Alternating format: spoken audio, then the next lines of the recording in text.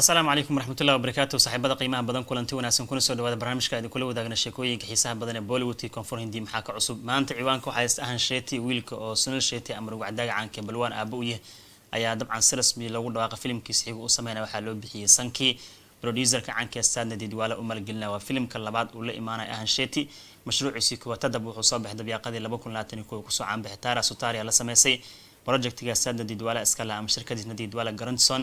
haddana isla shirkadaas ayuu u sameynaa filimkiisa labaad xidigta caanka Pooja Hegde lagu soo daray sidoo kale filimkan waxaa lagu dhawaaqay in la daawan doono 14 Febraayo 2025 hal sano kadib ayaa la daawan doona toddobaadka jaceylka adduunka sidoo kale tan dabcan Saadna Didwala wuxuu ballan qaaday filimkan noqon doona big action scale oo dabcan romantic action isku jira heesa hirgalna uu lahaan doono shaqadiisa dhawaan ee bilaaban doonto marka ahan Shetty project xiisa badan oo gacanta ku dhigay Sanki magacan wuxuu u diiwaan gashnaa shirkadda caankeena Didwala Grandson hadda ka hor waxa la film Farun dhawaan waxa wada sameynaa Bernity Jabra magaciisu wuxuu yahay Sanki sheeka ahaan waxa laga soo min guurinaa filimkii Terry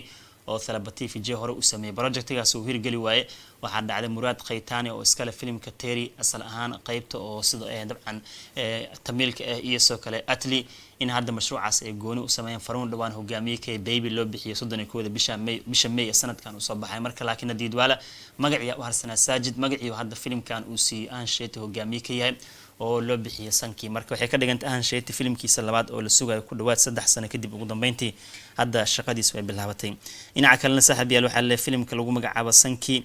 waxa sheekada qoraninka lagu magacaabo Rajat Arora oo hore dabcan ahan Shetty ugu sameeyay filimkiisii koowaad ee Tadab ayuu sheekada qoray Rajat Arora shirkadna Didwala Grandson aad ugu weyn waa ninkii sheeka ahaan qoray filimkii Kick iyo mashaariic kale uu qoray toddobaadka Valentine week ee 2025 filimkan la daawan doona sida officialka ee shaac laga qaaday sidoo kale tan waxa director ka Adnan Sheikh iyo soo kale Yasir Jah waa laba dabcan markood ugu waris film sameyn doonaan laakiin shirkadana Didwala Grandson waxay kala shaqeeyeen taxanaha baagiyo kale iyo filmo kala duwan oo shirkadan iskaleed ay assistant ka noqdeen saadartay marka laba director oo fanka ku cusub ayaa filimkan loo dhiibay actionka iyo jaceylka qiyaanada isku jira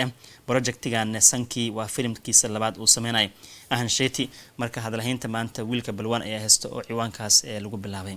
markaan aan soo qaadana filimka Shaydaan maalinkiisa koowaad ganacsi excellent ayuu sameeyay 15 karar ayuu gaaray sida shabakada box office soo daabacday wuxuu noqonaa filimka afraad Ajay Devgan uu sameeyay ee taariikh ahaan ugu lacagta badan maalin koowaad xitaa Drishyam ayuu ka ganacsi badiyay Drishyam 2 markii la fiiriyo xoogaa wax yar oo lag u dhaafay marka Shaydaan maalin koowaad excellent business uu sameeyay maalinka labaad si heer sare ayuu ku furmay weekend qurux badan u qaadan doona filimkan waxa la 45 karar ka badan 50 karar uu gaar laga yaabo ilaa 55 karar weekendigiisa koowaad sidoo kale tan markuu gaaro toddobaadka labaad ama 10 maalmood ugu horeysana hubanti ahaan waxay u badantay 100 karar uu gaari doona filimka Shaydaan oo budgetkiisa uu yahay 65 karar saadartay marka Ajay Devgan iyo Arma Dafan iyo JT ka filimka mudabil ee ku sameeyeen sida speedka lagu sameeyo dabcan aan waqti badan u galin filimkan cabsida badan ayuu hit ku noqonaya marka 15 karar soo xareena taariikh uma uu soo xareey maalinkiisa waa taariikhan waxa ka badan filimada Ajay uu sameeyay Singam Returns iyo Golmaal Again iyo Total Dhamaar ayaa ka ganacsi badan kulli kuwan waa taxane caan saadartay marka Shaydaan waxay ka dhigantahay intaxana uusan ahayn filimkan sidoo u gadma la soo dhaway waa ganacsigiisa heer sare dhinaca kale waxay leeyihiin shabakada box office indii filimka Shaydaan waxa caawiyay maalinkii feestada hindi shalay ka jirta hadii waxay dhan feestada meesha laga saaro fair value ganacsiga filimkan 10 karar ilaa 4 karar ku furmay taas xitaa waxay leeyihiin waa ganacsi adag laakiin ganacsiga filimkan fasax iyo gelinka dambe ayuu ka faa'iideystay maanta oo sabdi ee saaxiibada qiimaha badan waxay box office indii leeyihiin filimkan iyo axadna wuu gadmi doonaa dan isniinta noqon doonta xugminta bal aan soo qaadano filimka maanta oo dabcan markii la fiiriyo sabdi ee day 2 iyo sida uu ku furmay saaxiibayaal maanta mar kale waxa la mashruucan kama hooseyn doona markii ay fiiriso dabcan xisaabta laba godlaha sida muuqato saadarteed waxay u badan tahay in day 2 uu keeni doono 15 karar kale uu keeni doono hadii wax lagu saleeyo sida uu ku furmay maalinkii dabcan jimcadii maanta ayuu ka wanaagsan sababtoo 20% ku furmay maanta oo sabdi jimcadina wuxuu ku furmay 13 ilaa 15% kadib sare u kac ayuu sameeyay waliba Bombay hadda ku xoogan yahay 30% kaga furmay waxay ka dhigan tahay marka filimka Shaydaan sabdi arag u qaadan doona Strong Saturday then waxa uu xigi doonto saaxiibayaal sida muuqato inuu qaadan doono axad kale to dabcan adag taas oo xaqiijinaysa filimkan inuu hit dhameystiran noqon doono weekendiga markii laga tilaabo maadaama budgetkiisu iska yahay lacag gaarayso 65 karar sida haatan la soo daawacay marka Devgan is on fire filimkiisana sheekada waa laga helay ganacsigu uu sameeyay mid strong wax badan isugu daba dhacsan sida muuqato dhinaca kale Ajay Devgan isla markiiba hadda wuxuu anba qaadaa shaqada filimkii Singham Again ama Singham 3 oo qeybaha ugu dambeeya shootinka la guda galay 15 Agosto ayuu soo bixi doonaa toddobaadka xorriyadda Hindiya hadda marka Rohit Shetty teamkiisu waxay diyaariyeen sadkii ultimada lagu duubi lahaa filimkan ayadoo xitaa waxaa la qeybaha ugu dambeeya Kareena Kapoor iyo Tiger Shroff iyo ninkii Ranveer Singh Akshay Kumar ka soo muuqan doona Deepika Padukone filimkan waa one of the biggest action movie oo la sugan doona Bollywoodka soo baxaya saaxiibada qiimo badan 15 Agosto ninka lagu magacaabo Rohit Shetty oo shabakada midday soo xiganayso xal Ajay Devgan doorkiisa Bajrao Singham ayuu hadda anba qaaday qeybaha ugu dambeeya si uu u duubo sidoo kale tan waxa la sequence-gan wuxuu noqonaa mid ultimada filimkan lagu soo gabagabeyn doono deegaanada kala duwan Bombay lagu duubaa filimkan xiisaha badan waxa la saaxiibada qiimo badan Arjun Kapoor ayaa laadar ka ah sidoo kale tan Tiger Shroff wuxuu qaadan doonaa door muhiim ah halka Akshay Kumar Deepika Padukone iyo Ranveer Singh ee kaalimooda qaadan doona marka Ajay shaqa ka go'an meedaan Ciidul Fidriga u soo baxaya sidoo kale Singham Again wuxuu soo baxay 15 Agosto haddana shootinka ayuu guda galay saaxiibayaal waxaan kala soo qaadan karnaa ciwaanada qaybka ninka lagu magacaabo Kartik Aaryan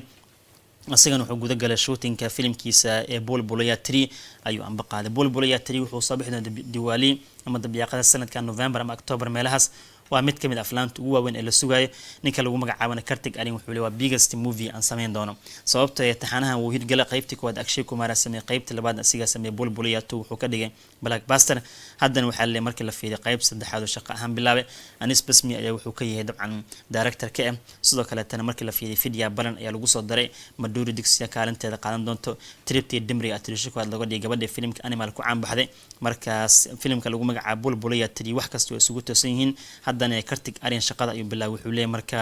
waxaan sugi laahay shaqada filimkan iyo wuxuu dhahay dabcan jadwalkiisa halka uu gaari doono dhinaca kale saaxiibayaal ciwaanada kala soo qaadan karna waxa qaybkii markii aan filimno filimka lagu magacaabo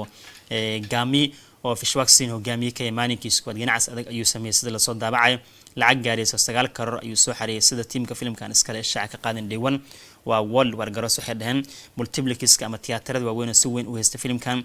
sidoo kale tan waxa la Day 1 World War Garoos 9 karoor u gaaro waxay ka dhigantahay mid kamid ah filimada Fishwaxin ugu bilaabashay wanaagsan ayuu noqday ayadoo dabcan ka dhineed oo kaliya contentiga inuu gaaro 10 karoor wax yar ka dhinay laakiin waa sida tiimka filimkan iskale shaaca ka qaadan dhinaca kale tan shabakadaha dhexaadka xilin 8 karoor meelahaas iyo ka hoos ayuu keenay si kastaba aad filimkan bilaabasho wanaagsan oo la dhamaado markii la fiiriyo in lacagta lagu iibsado ay gaarayso 11 karoor lagana rabo 22 karoor meelahaas inuu gaaro si uu hid dhameystir u noqdo marka Gami Forest Day waxay ka dhigantahay si adag u gadmay xitaa waqooyiga America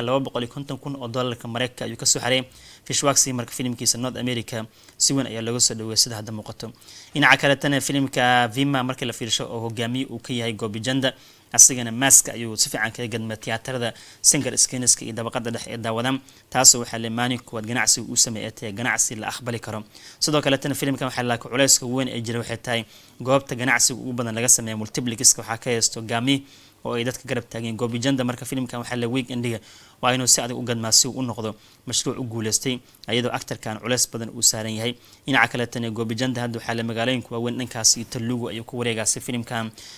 gobolka Telugu si filimkan waxa la hadalhayn balaaran ugu sameeyay weekendiga loo garab istaaga Viman wuxuu ku matalaa san ka warqabna askari mayl adag oo laba door ku matalaya waa mid kamid ah filimada Gobijanda tan iyo saameynta koronaha uu sameeyay kadib sheekadiisa la wada amaanay qolyaha tiyaatarada iskale kuwa cajaladaha qaban waxay rajaynayaan marka amaanta filimkan la amaanay inuu ku sii gadmi doono lacagta nadiifka gudaha Hindiina 3 karoor iyo bar ayuu keenay canshuurta koor garoos manigin wuxuu keenay ilaa ku dhawaad 5 karoor adiga maalin koowaad World War Garoos waxa la filimka Vima ku dhawaad 7 karoor ayuu keenay Gamina 8 karoor ayuu keenay lacagta macquulka la aqbali karo taasoo ay ka dhigantay wadar ahaan labadan film 15 karoor maalin koowaad keenay waa ganacsi oo guud bilaabasho wanaagsan waxa la ogaan doonaa marka wixii ka dambeeyo sabti axad weekendiga markii laga baxo midkii sii guuleysan doona ama ganacsi kale heer sare sameyn karo sidoo kale waxaan soo qaadan karnaa ciwaanada qaybka markii aan firin aqyaareen dhanka hadalhaynta waxaan aadaynaa koonfur Hindiya waxaan soo qaadan karnaa actorka lagu magacaabo Ram Charan ayaa sheegay filimkiisa Ram Charan 16 in bishan dabiiqada shaqo ahaan uu bilaabi doono projectigan waxaan ka warqabnaa Janvi Kapoor ayaa lagu soo daray sidoo kale Dr. Shiva Rajkumar uu ku jiraa halka Biju Babuna uu director ka yahay ninkii sameeyay filimkii Obina haddaba Ram Charan wuxuu leeyahay bishan dabiiqada shaqada filimkan la bilaabi doona sidoo kale tan almost waxa la 4 bilood istam shootina la sameyn doona si adag ayaa loo dhameystiraa si uu u noqdo film diyaar noqdo sanadka dambe wuxuu rabaa markii inuu soo baxo filimkan Ram Charan 16 halka filimkiisa kalena uu diyaarsiyay mashruuca lagu magacaabo Game Changer uu soo bixi doono dabiiqada sanadkan waxay u badan tahay gaar ahaan 25 inuu soo bixi doono December toddobaadka Christmas week ayaa lagu aadin doonaa sida Ram Jaran iyo teamkiisa laga soo xiganaya marka actorkan tan iyo RR ugu dambeystay tiyaatarada in lagu arko laakiin wuxuu doonayaa sanadkan iyo sanadka dambe si speed in lagu arko tiyaatarada oo labadan filimba uu la imaado Ram Jaran 16 iyo soo kale Game Changer oo diyaarsan si taageerayaashiisa culeyska ay ku hayaan ay kaga degto dhinaca kalena saaxiibayaal ugu dambeyntii waxaan soo qaadan karnaa Shaaruq Khan iyo gabadhii Suhana Khan waxay ka soo muuqdeen Aryan Khan wuxuu sameeyay brand uu sameeyay ad xayisiin loo sameeyay ayuu ka soo muuqday labadaba ka soo muuqdeen Aryan Khan Shaaruq Khan abo wiilkan director wuxuu soo wadaa film asiga director ka Stardom loo taxana OTT laga daawan doono laakiin bariyahan wuxuu bartay inuu sameeyo ad waxayisiinta labaad oo abiis sameeynaayo mid waxaa jirto SRK uu sameeyay gooni aheed tan waxaa leeyahay dabcan luxury brand oo lagu magacaabo Devial X ayuu Shaaruq Khan iyo Suhana Khan ka duubay walaashiisa abiis wuxuu ka duubay adkan shirkad laga soo qaatay contract oo SRK ilmihiisu xalay marka lacag fiican ay ku heleen lacagtan barnaamijkan xayisiinta ay sameeyeen new bromadan la soo bandhigay Suhana Khan ka soo muuqatay SRK halka sidoo kale waxa la collaboration ka Disney ee qayb ka tahay marka waxa muuqata in lagu soo beegay maalinkii 8 Mars oo maalinta haweenka adduunka ayaa muuqaalkan lagu soo bandhigay oo xayisiinta collaboration ka dhaxmaray SRK iyo shirkadaneet iyo sidoo kale Aryan Khan oo ka ah director dhinaca kalena Suhana Khan muuqaal ay ku leedahay marka waxa la qoyska waxay isugu tageen baroomo kooban oo xayisiin oo ay lacag ku qaateen SRK dhanka shaqada waxaa la rajeynayaa bisha May inuu bilaabo filimka King oo gabadhiisa ay la sameynayso gabadha lagu magacaabo Suhana Khan halka sidoo kale tan waxa la filimkaasi u badan tahay Bobby Dollar inuu ka noqon doono laakiin confirm ma ahan waxaan sugan doonaa hadal haynta iyo warar kale ka soo bixi doono saaxiibayaal sheekooyinkaas ayaa galin hore maanta jiraan soo qaadanayna qodobadii aan soo qaadanay midkii ku soo jiitay commentiga ay ka dhiibo waa inoo kulan dambe hadduu alla idmo assalaamu calaykum waraxmatullaahi wabarakaatuh